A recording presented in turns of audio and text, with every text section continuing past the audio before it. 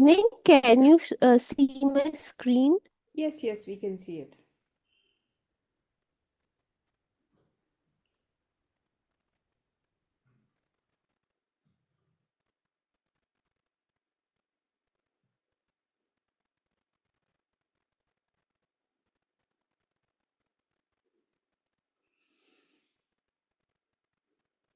Rajeshri Krishna Bharadwaj, and I'd like to start my presentation on agroforestry based policy interventions for climate resilient dryland agriculture in India.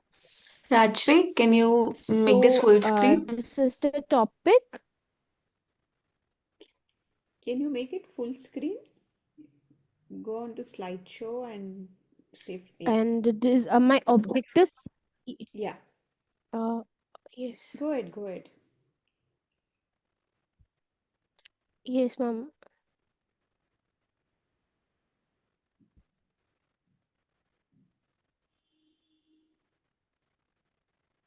Yeah.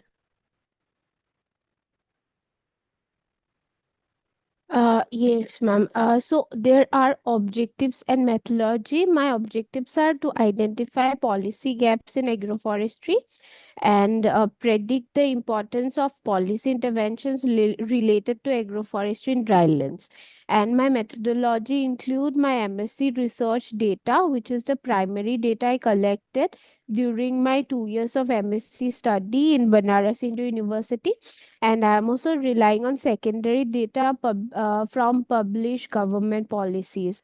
And this is what motivated me to for my project, because the status of dryland in India is very high. Almost 40% of the total area of India is drylands, and the farmers have to go through a lot of problem because of various climate challenges like rainfall variability, drought frequency, soil degradation, yield stability.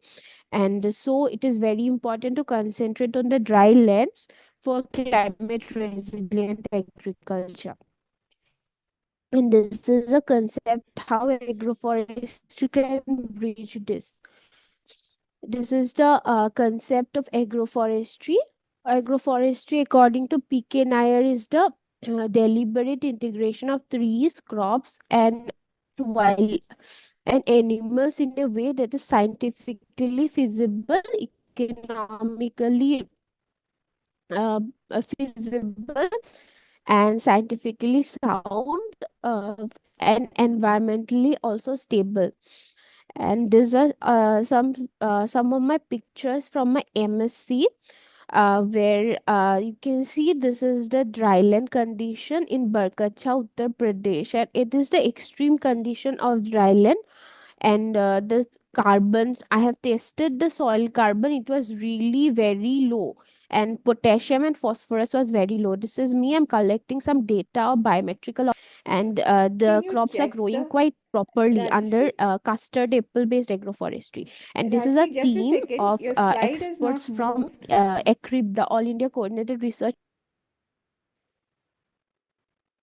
She's dropped altogether. Oh, I'll connect with her. Amishi, can we okay. go with the next presenter first, so I can coordinate with Rajshri and we'll save some time. Okay, I'm supposed to present now then. Okay. Okay. If you Okay, could, you're yeah. ready to present? Yes, I am. Okay, okay, I'll just share screen on your behalf.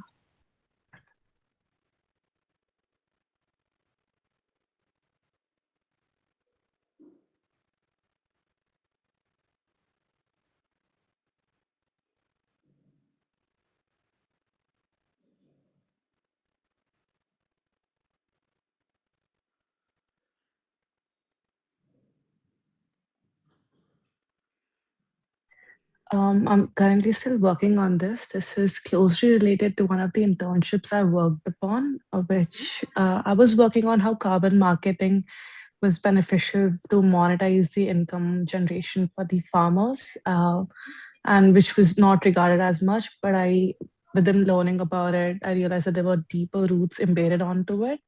So my topic is carbon markets as climate policy tools in India and the promise, pitfalls, and policy pathways. Um, so yes. My project looks at the carbon markets as instruments of climate governance in India. Climate change mitigation today increasingly relies on market-based mechanisms, and carbon markets have emerged as one such tool within climate policy.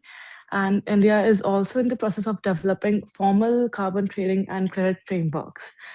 Despite all of this, however, their growing is stunned, and there is still a visible gap between how these markets are designed at the policy level and how they are to function on the ground level. This gap is what motivated my interest in this topic when I further dwelled into the topic. Now, as per the next slide, it's about literature and policy context. In existing literature, carbon markets are often presented as cost effective tools for emission reduction. The idea is that market incentives can achieve the climate goals more efficiently than command and control regulation.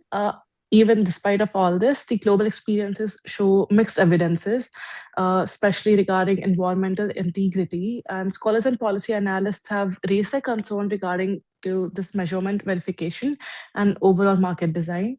And in India context specifically, the policy disclosure is around the carbon markets is still evolving and somewhat fragmented, which makes it an interesting and important area to study. Now, the third slide is about the research focus and methodology.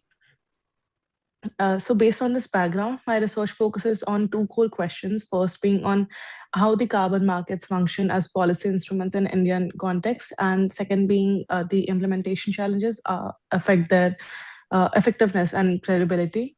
Methodologically, my approach involves reviewing the climate policy and regulating the documents, analyzing relevant carbon market case studies, and drawing insights from prior internship experience in carbon crediting.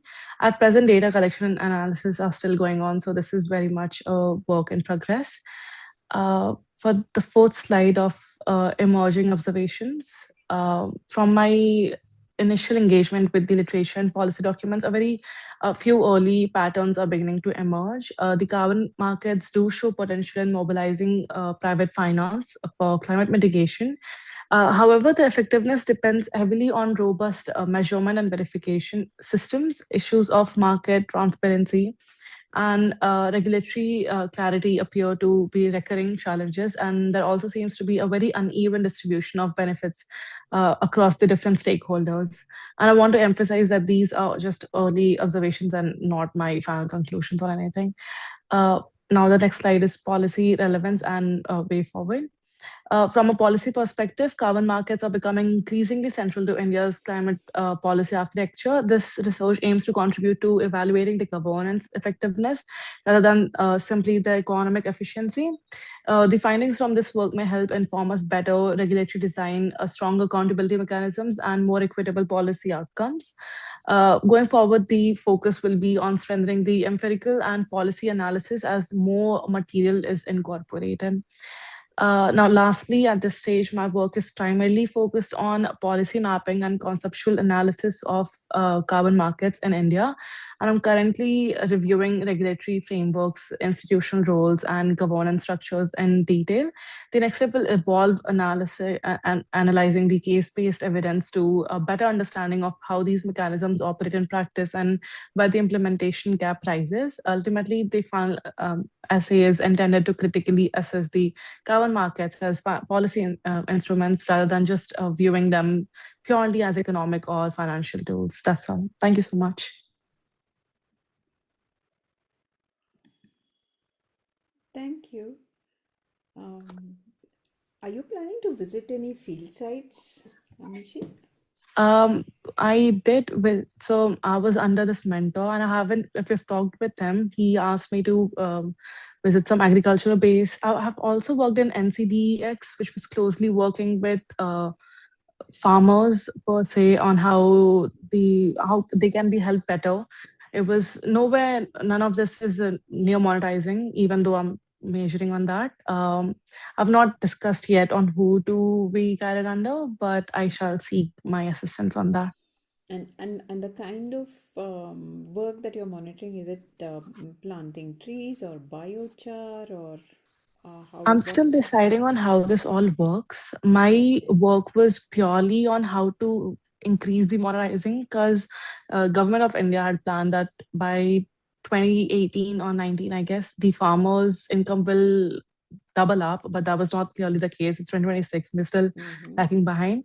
So my center of work was just helping the modernizing. But when I deeper went into all the studies, I saw that there were greater helps and sustainable issues that came up. So also in university, carbon clearing is something that's been really interesting to me. So I'm still deciding on what should be the course of action, and I shall see where it leads to me to. Oh, okay, That's good luck. So I think, yeah, some field work, field yes, visits, and it's absolutely interacting with necessary. many people there Right, and shall be give you more done. clarity. Yeah, Right, I yeah. shall do that. Good Okay, luck. thank you. Next is by Harsh. Yeah.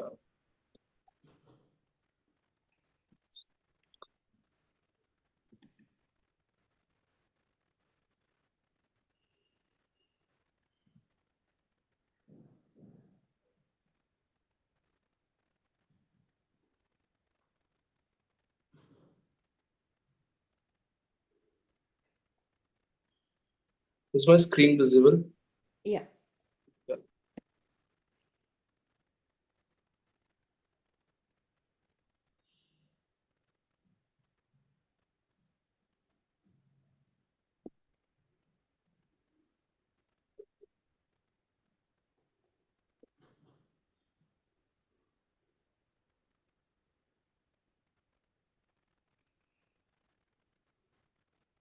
I'm facing some issue. Can I just reconnect in a while, like 1 minute, 2 minutes? Sure. Amishi, we can go ahead with the next participant in the meanwhile. Yes, Shubhangi Mathur, if she could present right now.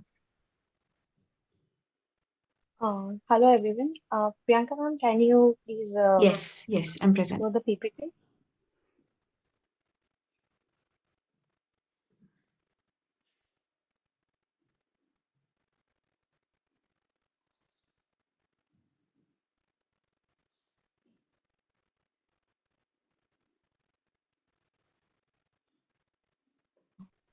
Hello everyone.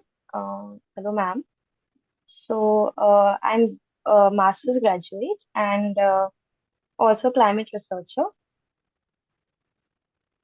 I have done so many travel and especially in the Himalayan region in Uttarakhand. In my previous like where I used to work, we two, three people we started traveling and we started to know about so many things happening in Himalaya, especially in the Uttarakhand. So we decided to carry out as a paper. So there I get to know about what is happening, and my project is basically from vulnerability to resilience, focus on how communities in Uttarakhand and parts of the northern Himalayas are adapting to the climate change from the ground level at the local, indigenous, and sustainable practices. Can you go to the next slide? So basically, what we understand in the Himalayan region is that they're the first people or the who actually go through the climate vulnerability. So there's so many problems that we get to know when we went there and surveyed so many households. The major problem of glacier melting and the water scarcity, the food system, all of that is affecting their daily livelihoods, especially those who are working in the agriculture and those farming is the staple income. So when we get to know that if like we are not getting like we live in urban areas, so we don't is like directly affected by the climate change, but those communities are facing it daily. Like in all their sectors, in economic sectors, social sectors, the erratic rainfalls, and they don't know like how to make an income out of it. So many problems they are facing. So we get to know about two different things, environment and social economics. The environment, I already told you, so the traditional crop cycles are affected. Like for instance, I visited some agriculture farms. So they used to grow these apple varieties, like spur varieties, but because of early winters or because of water scarcity, they didn't able to grow their traditional crops. So those people bring out with new ideas, like changing in their varieties of the apples and creating polyhouse farming so that they can create it by themselves. And the socio-economic impacts they are facing were basically crop failures, and women and children were actually very affected from that because of the spring waters. Most of the spring in the those areas, especially Chamoli and Pori Garhwal, so they actually lost so many water in the springs, which is naturally occurring springs. And health reason also, so there the houses which are built there are basically mud houses or wood houses, and they're very risk to cooking and the forest nearby. So fires are also very recurrent in those areas. So basically, my research was based on three major sectors: agriculture, energy solely on the solar pumps and solar panels, and third was the housing, how they adapted to a sustainable housing. Ma'am, can you the second slide? So the my research objective and methodology was first my research aim was documentation of these adaptation practices. We categorized into three these sectors, and we adapt documented these adaptation practices like vermicomposting or poly houses, or like how they're using solar in their farms and solar energies for more like water pumping water and all these things. Second, we also analyze the local responses. When we talk to the people, we came to realize that there's a gap between the policies and what is happening on in the reality ground level. So there's so many policies which is the Uttarakhand government has taken out, but they never get to reach the ground people. So many policies like water. There's a problem of water. So there are government policies which like you have to get the pumps and tanks every in the region, but they fail to do so. So how they brought up with all these different ideas to resolve the problem of water scarcity. And the third was the how to strengthen the people. So when we get to know these people, most of them are like women self-help groups and like community people, and most of them are very local people who don't even have idea of not proper education, but still they are managed to bring changes and bring adaptation from the climate change. So my research method was basically the field surveys. We constructed qualitative and quantitative questionnaires. We went to those places, we questioned them, interviewed some people. We also go to some like Krishi with the Kendra agricultural societies and government departments and some local NGOs. That's how we collect. And we also did some special documentation on GPS based cameras. We click some photographs of the places, and also secondary data review from the like IPCC reports or previous research materials, and also from the government reports. Next slide, ma'am. So now we get to know the what is actually happening in those areas. So across Uttarakhand, there are very so many diverse communities. Specific adaptation, they were like the long-term resilience. Like most of them are they're all sustainable practices, which is not only for today, but it can also be for the future generations.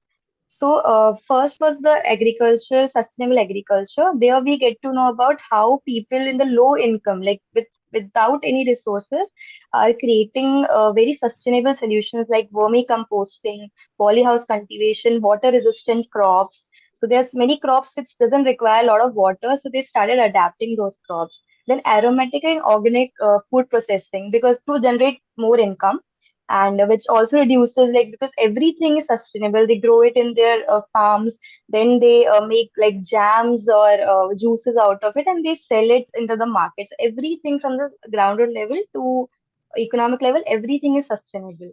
Second, we went to the energy sector, and we get to know that so many people in Himalaya regions or the mountain region and started using the solar panels. It's because the subsidy is provided by government. So, and even in the like what solar water pumps in their farms, so they don't have to depend on the diesel or the firewood.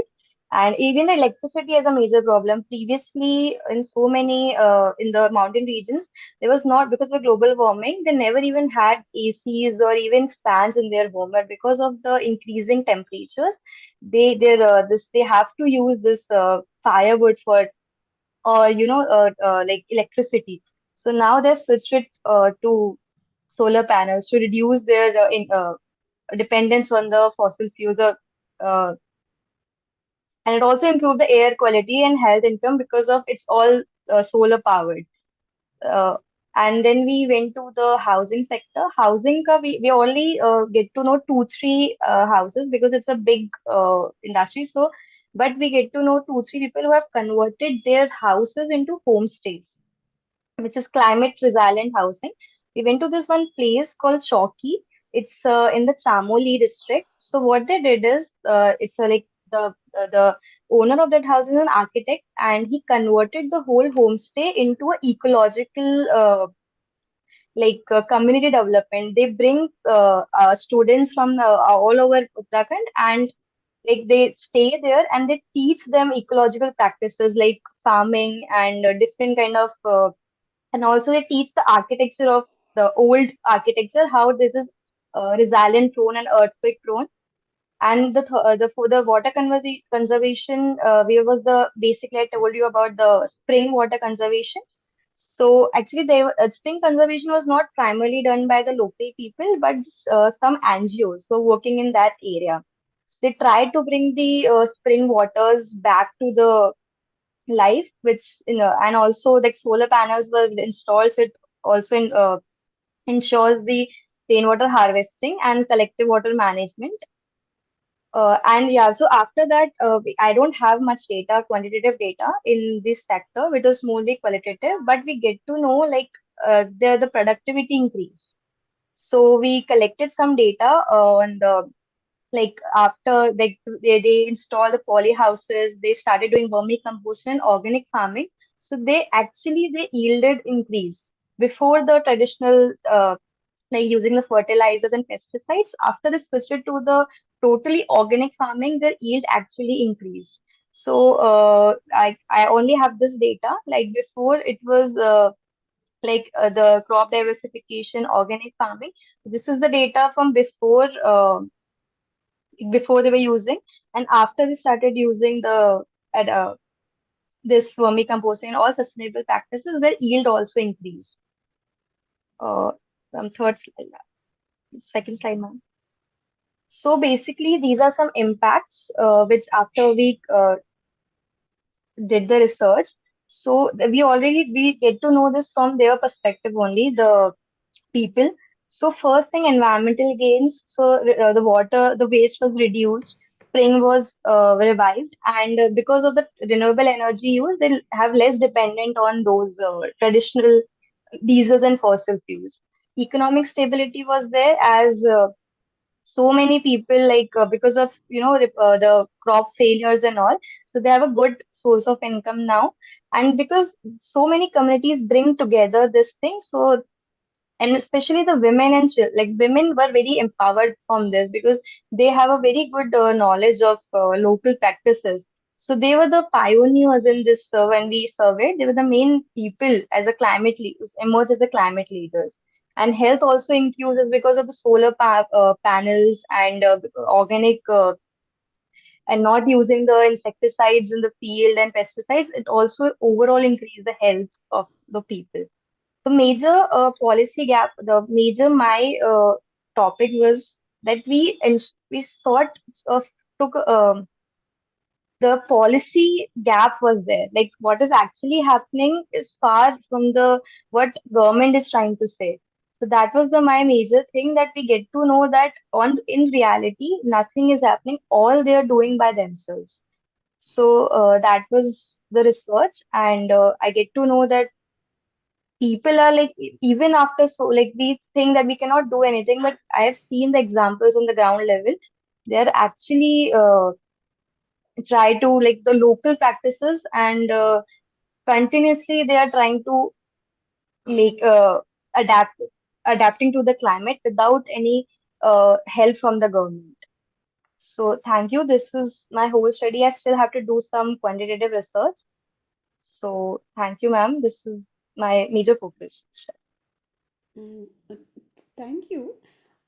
Just a couple of things you may want to look at. One, document some traditional knowledge, particularly if you can speak to some senior women and men, catch the some of it Uh, through lived ma'am. experiences, oral histories, the way food has changed, the way many things have changed for them. That will probably help you. And Yes, also, ma'am. when you're talking about the impacts, it will be good to look at some of the indicators. So if we are saying that the household level income has increased, if you can see what that income increase has translated to, does that mean more children are going to school, youth are getting some kind of skill development, are they able to continue their education?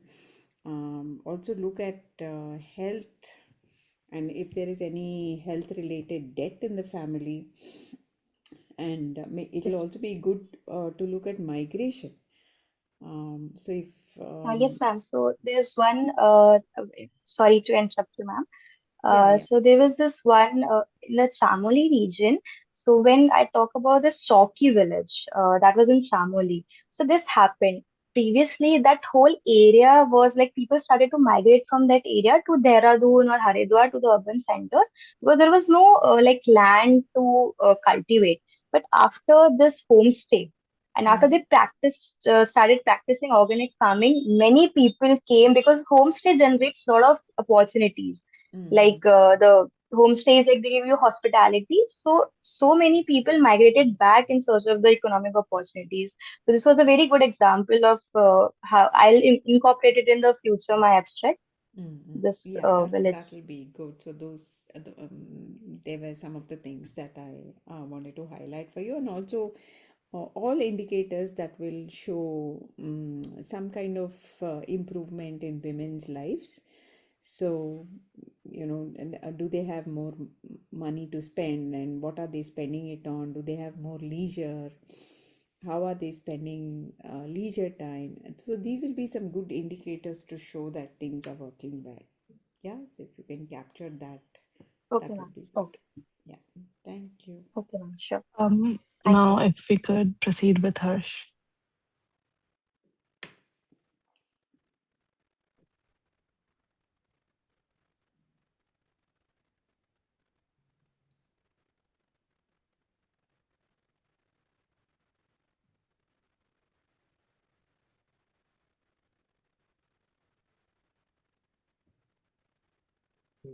Good evening, all.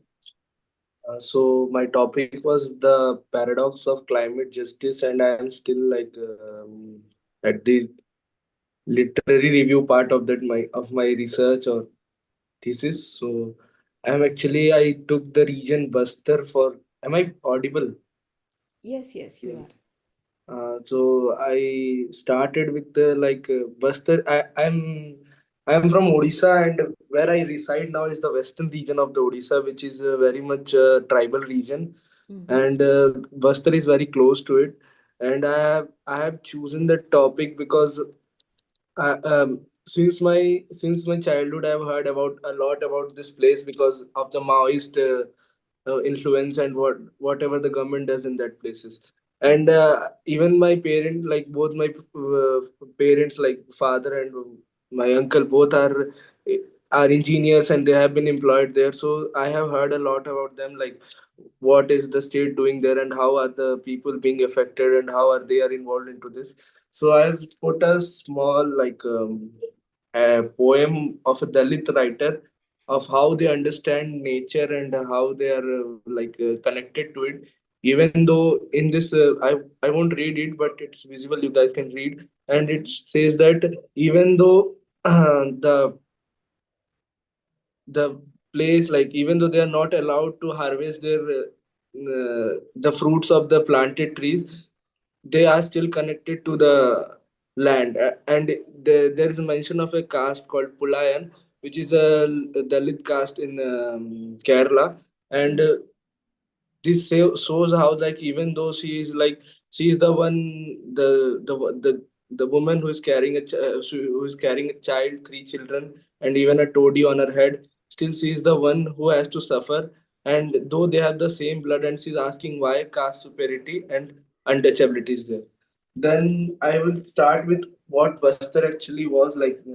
There were seven districts in the undivided part of Madhya Pradesh, which is totally dominated by 68% of the population was scheduled tribe, and it comes under fifth schedule. And post division, it has been divided into north and south Bastar. And the land remains the major issue here, as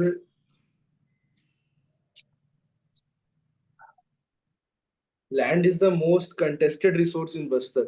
The Madhya Pradesh Land Revenue Code debarred the transfer of agricultural and land belonging to Adivasis in an area predominantly inhabited by Adivasis, and in other areas, the transfer requires the permission of revenue officers with reasons recorded in writing. And like there are some, there is continued violation of PESA and FRA in this region. And there have been there have been setting up of camps. This is one of the posters from 1996 PESA Act, which has been there in North Bastar, where people are protesting that PESA is not being implemented, their FRA is not being implemented. And as of the Home Minister talks about, there have been 250 security camps established after 2019, and these camps are roughly at a distance of every 2 to 5 kilometer, which is turning Bastar into one vast cantonment. And in February 2024, in an interview, the IG of Bastar announced 50 additional camps. This also means that Bastar is one of the most militarized regions of the country, with one security person to every nine civilians. And then I moved to one of the first questions that is asked, like, do camps make more people, do camps make people more secure or insecure? The government claims that the setting of camps is necessary to ensure area domination and control the spread of the Maoist movement. It also claims that paramilitary camps are necessary for laying roads, constructing schools, health center, and voting booths, all of which are needed for state services. And it is also like, if any protest is there against the camp, they are said to be totally backed by Maoists.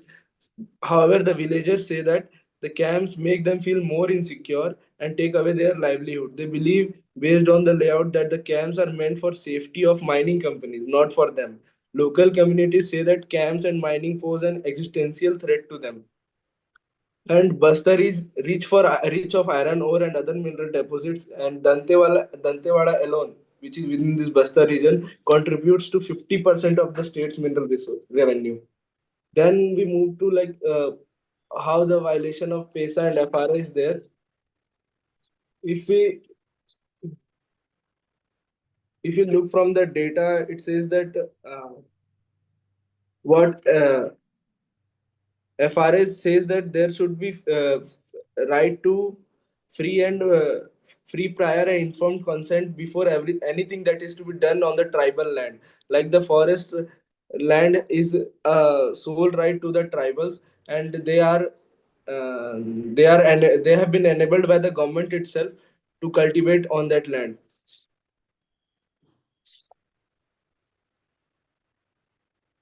At all the sites, I'm talking specifically of the South Bastar, at all the sites, villages informed that the no consent was obtained from the local villages for constructing security camps, in clear violation of PESA 1996 and FRA 2006.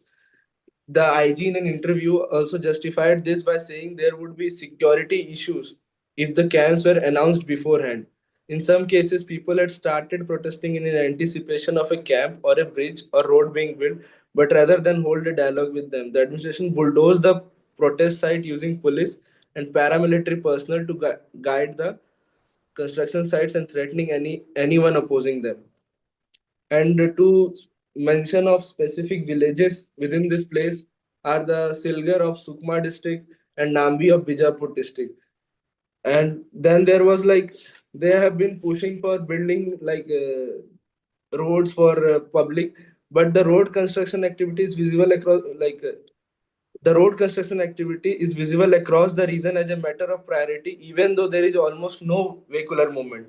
Like there are some of my seniors who got into CRPF, and they have shown me videos of how Bastar roads are there. Like there are landmines everywhere.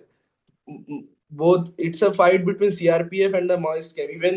Even if the Maoist are very little movement is there of Maoist, but it's a battlefield for Maoist and the CRPF people. There are mines on the road, there are no roads, and there is no vehicular movement. Still, the road constructions companies are getting into that, and villages barely own cycles and walk long distances. Even now, there is no public transport. Much of the government activity is concentrated on road building. Camps are justified on the grounds that they are necessary to build roads. And the collector of Sukma in an interview also says that Dornapol, Jagargunda, Dantewada, and the Bhej, Karingundam, and Jagargunda roads, these are the villages which had to be built by setting up camps in between, as there was active Maoist threats to the construction workers and to the laying down of the roads. He cited the example of Banda power substation, which had been blown up by the Maoists to emphasize the need to set up camps to build development infrastructure. All these, all these state people, like all the bureaucrats, are saying this in every non-state activity, or every protest is being considered as a thing, as something instigated by the Maoists. Then, if we move to the sacred sites and how they are being captured by the, say, CRPF or the government, villagers are also worried about the displacement of their sacred sites by camps and roads. In a village called Bedre, for example, villagers said 10 sacred stones marking burial sites had been moved without their knowledge or consent by the forces for the security camp and widening of the road. A camp commander in charge of road widening said that we just leave the sacred stones on the roadside and we take the people into confidence if we have to shift them and put them where they show us. But sometimes these sacred stones do get broken, and we often talk to the educated youth when we have to communicate to the elders. So, like what he said did not appear to be so. People were clearly distressed at the way their sacred stone were being treated with disdain during the construction. And one of my professors from the history, his name is Bhangya Bhukia, says that the displacement, mostly these people say that your sacred sites, your stones and all, they don't have a temple, and also we will take it to a we'll take it to a place, construct a temple for you, and we will allot it to you. But what happens is, constructing a temple for a tribal community is like um, is in itself destructing their traditional culture. Then there was cutting down of forests, and there was no compensatory afforestation for villages, even though the Campa Act says that there should be compensatory afforestation for every displacement or every ruthless cutting of the cutting by the state. And there were camps and mining, and there is the camps were usually constructed to protect the mining sites. And even though the if you compare from the visibility of Maoists from 2008, it has been reduced by 68 to 78%. And if you see the many of the Maoists have surrendered in this region only, and there is no active mobilization of the Maoist people. And if he and there was also, I attended one lecture by by Nandini Sundar, where she talked about how Selva Judum and there is one more CAPF, like auxiliary police force, was in at the end like harming the local tribals himself. Like tribals were harming themselves. Like they were given guns without any proper training. So this was in a pure sense, it was like arming the tribals in front of tribals, instead of in the name of cleaning the Maoist or dominating the area. They are arming the people against themselves, and the camps are being mostly like, even though they said that the camps are for the protection of people, they feel more insecure because even when they move out of their region, like they have a habit of collecting local forest goods from the forest lands which they have. They use mahua and all in their regular basis, which the CRPF people consider them as as something illegal, as it is related to alcoholism and all. Then the recent protest that where there is unimplemented FRA, and there was recently, it is just 2 weeks, and 1 week before that, there was a long march by the farmers of Adivasi farmers of Palghar district against the construction, against that. There was a project, a port project, which has been passed. Because of that, they march towards Mumbai, and their basic demands relies on the registration of land under the FRA and allotment of houses under the Gharkul Yojana by the Maharashtra government. And they also demand for allocation of jobs to the tribals. Even though there are vacancies, they are not getting. The tribal youth, the young educated tribal youth is not getting jobs. The government is shutting down the schools in the region because of lack of teachers. They are asking to give them the jobs, but they are not giving it to them. And then the major irony lies here is the water.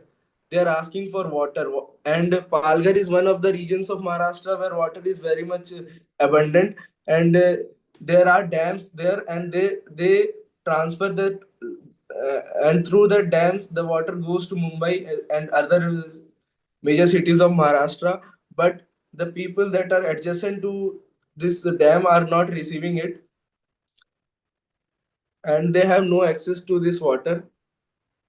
And I would these are all my, there are a lot of literary works I'm currently engaged with for my literary review, but this is one of the poems I found very touching, and I would like to read it out. Just as the water knows the ground's incline, it knows the generations old strife between the village and the wada. Wada means, in every village there is a, in Hindi we call it Dakshin Tola, like where the outcasts people, like the untouchables live.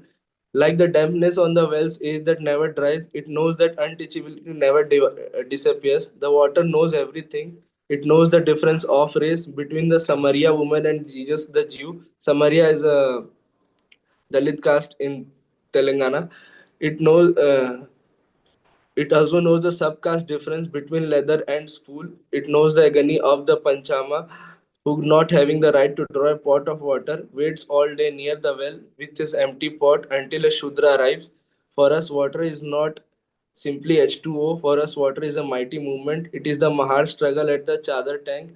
A single drop of water embodies tears shed over several generations. And at the end, I would say that when we speak of Bastar, we are not speaking of empty land waiting for extraction. We are speaking of forests that hold memory, identity, and survival for Adivasi communities. The current push toward mining is not merely an economic decision. It is a moral and political choice about whose vision of development will prevail. From Bastar to the recent protests of tribal farmers in Maharashtra, the message is consistent. These communities are not opposing development, they are demanding dignity, consent, and constitutional protection under the Fifth Schedule, PESA, and the Forest Rights Act. The real question then is not whether minerals will be mined, it is whether democracy will be mined in the process. If development erases those who have protected this forest for generations, we must pause and ask progress for whom and what, and at what cost. Thank you. Oh, thank you, Harsh. Excellent, and both the poems were so touching. Um, we can't wait to hear more from you. I think you're going in the right path of Ma'am, actually, I have a doubt. Yeah. Like, because of me being an undergraduate, Mm-hmm. I have 75% attendance issue. Like, I have to keep 75% attendance issue. I'm in third year, and Mm-hmm. so I can't do like rigorous field work like other fellows. So how far can I like go to theory to like for the literature? I'm fully dependent on literature, on whatever literature I can get. These poems were from one of the collections of like Mukul Sharma. So Mm-hmm. like I'm fully dependent on literature. So how should I proceed? I think what you could also do is, in addition to literature survey, try and talk to people who've already done some research in the area, and also if you can connect with some local people, and if it is possible, talk to them over the phone and capture that, because you can explain that you're constrained with time, and at the fact that your current program doesn't allow you to go on long field visits. So if even those telephonic interviews can be captured, that would be really good. And in addition to that, if you can also try and access any of the cultural material of these tribal communities. You did speak of their places of worship, but if they also have some kind of music. Actually, uh, the surveillance is so high there, ki, like it's not possible to.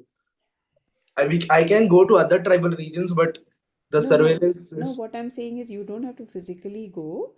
There, somebody must have documented, right? yeah, yeah. Yeah. If you can also incorporate that into your own research, and that would, make it much richer, is what I feel. If somebody has already documented it, then people know of it, and if they can connect you even on the phone.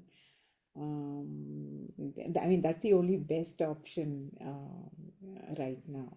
Yeah, so that's just a suggestion. I know there are a lot of challenges, but see what best you can do. But I think this is something very insightful, and um, in terms of doing literature survey, I think you're already on the right path, reading and listening to Nandini Sundar, and probably even Geetanjay Sahu. Yeah. Yeah, I think it would be good, but good luck and best wishes moving forward. Thank you. Now we could proceed with Rajeshri Krishna Bharadwaj. Mm-hmm.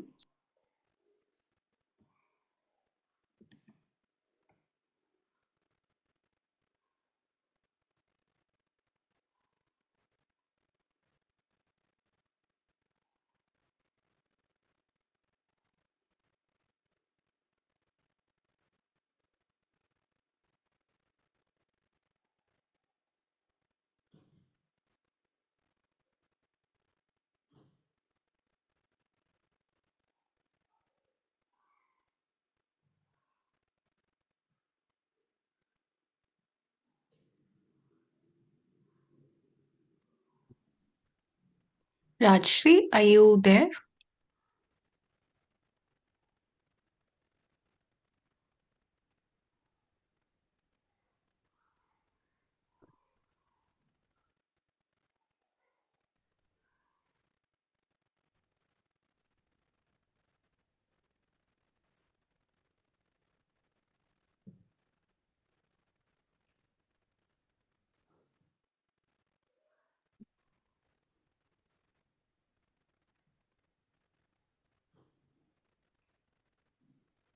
Can you hear me, ma'am? Yeah, we can hear you now. Okay. Ma'am, my topic for Cohort 3.0 of EPAYF is agroforestry based policy interventions for climate resilient dryland agriculture in India. So, my master's research is based on agroforestry in drylands where I cultivated 5 crops: finger millet, ashwagandha, cowpea, cluster bean, and okra. And based on the primary data of this, I thought of like studying about the policy interventions of agroforestry, which I did not study during my masters. So based on that, I have chosen the topic, and the two objectives are identifying policy gaps in agroforestry, and number two is predict the importance of policy interventions related to agroforestry in drylands. And my methodology will be, first I'll be relying on the primary data of my MSc research, and second will be my secondary data from published government policies. Next slide, please. And this is the data of dryland agriculture in India, the climate challenges. So presently, 40% of the Indian agriculture system is dryland. So this is a very sensitive issue because of the changing climate. Like there is rainfall variability, drought frequency, soil degradation, yield instability. So based on this, to tackle the dryland agriculture, I think agroforestry is a great option. Next slide, please. So this is agroforestry.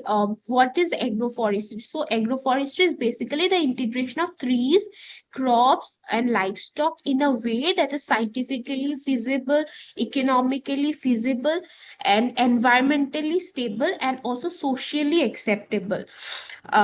So it has various advantages like soil moisture conservation and retention, and increasing soil fertility. Along with that, nowadays we often hear about carbon sequestration and carbon sequestration. So agroforestry is one of the best ways how we can sequester the carbon. And nowadays carbon credit, the thing we are hearing of, and this can be great carbon sinks. And biodiversity conservation, then buffers like climate shocks and drought risk will be prevented, and also diversifies the farmer income, and thus we'll have a lot of different sources of income, and there will be less chances of crop failure due to monoculture. Next slide, please. So this is a conceptual representation of how agroforestry can help in our contributing towards the sustainable development goals, along with rising farmers income, and also contributing to the welfare of the environment as well. Next slide, please. So this is my MSc research, and I was collecting data for biometrical observations, and this is a team of ECRIP, the All India Coordinated Research Project on Dryland Agriculture, and they were really surprised to see the growth of okra, because the soil in Barkacha, Uttar Pradesh is like it's very harsh soil, and the climate is also very harsh.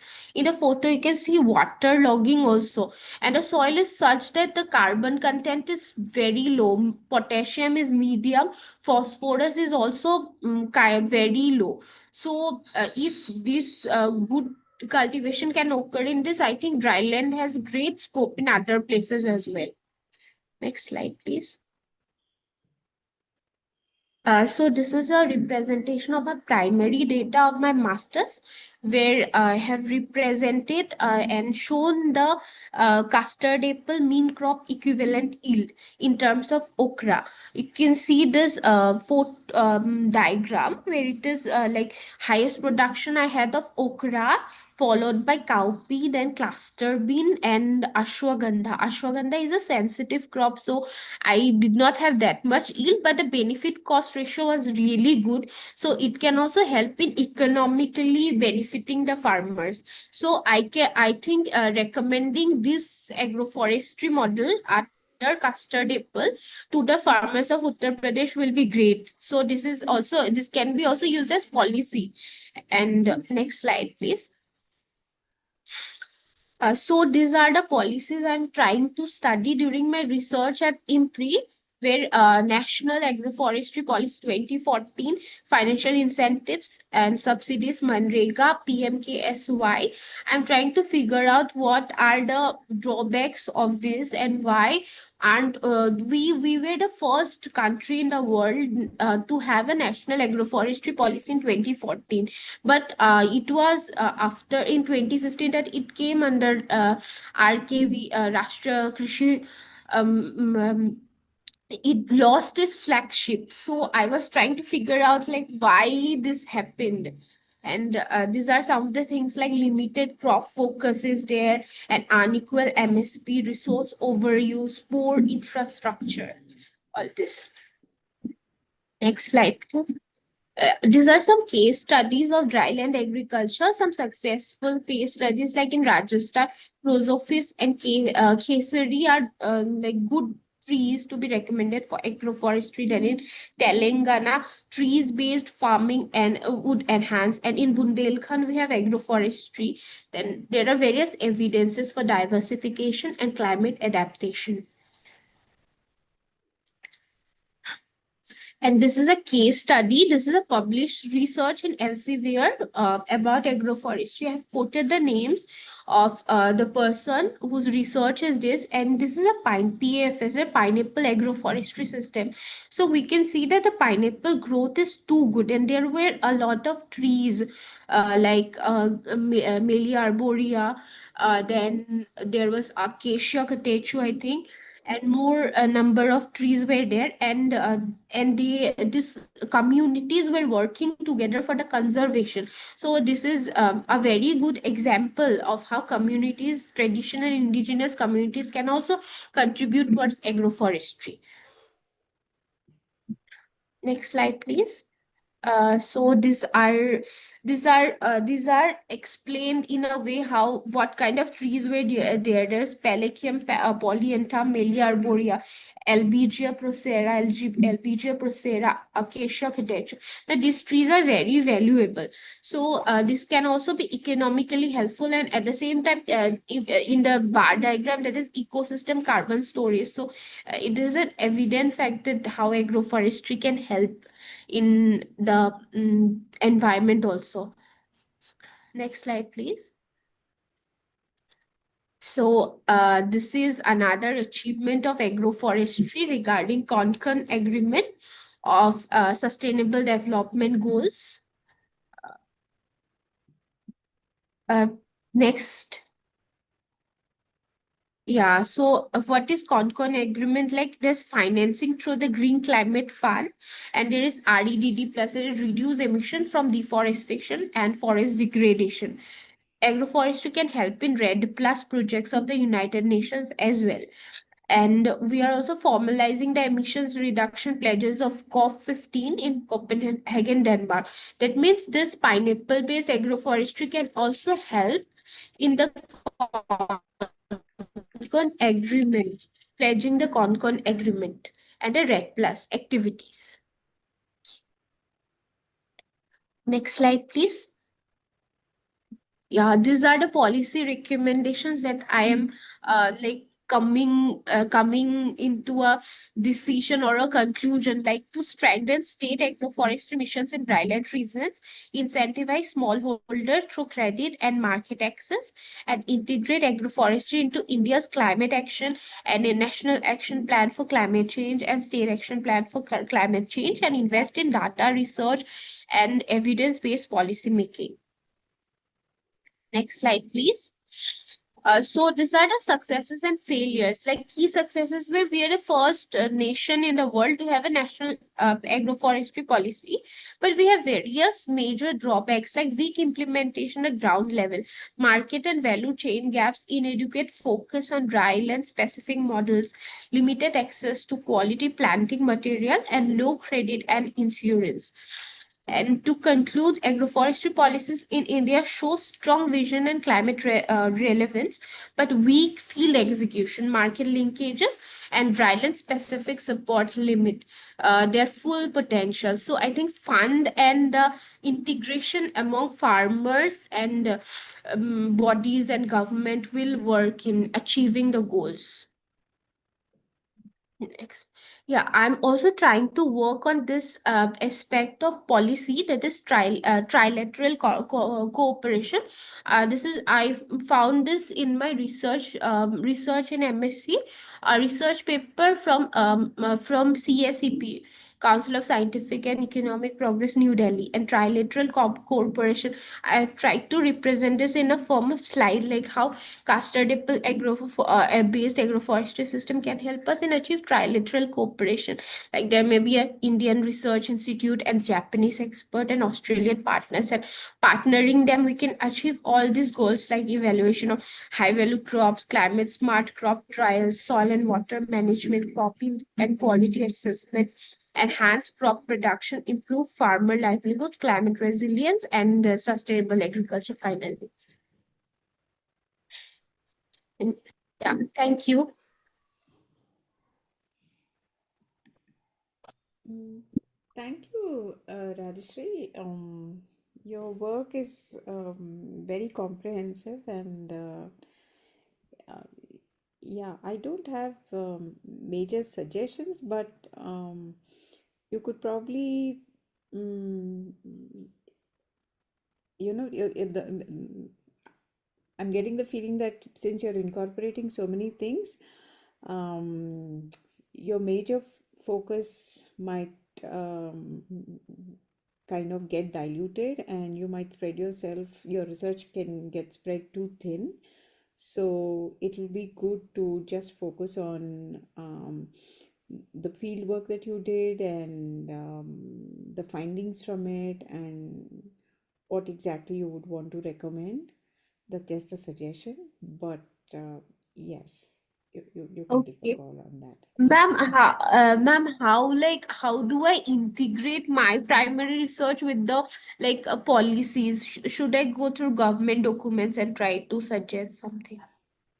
Maybe based on the state level documents, you could compare the results to that, is what I'm getting a sense. And also, you were talking about prosopis. Prosopis has become a big problem in states like Tamil Nadu.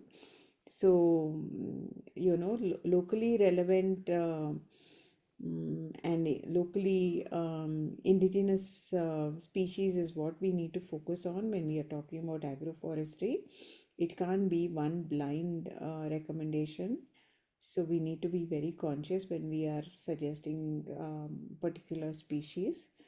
So you may want to also, read up a little bit of that, with prosopis becoming a big problem in Tamil Nadu. Okay. Thank you, ma'am.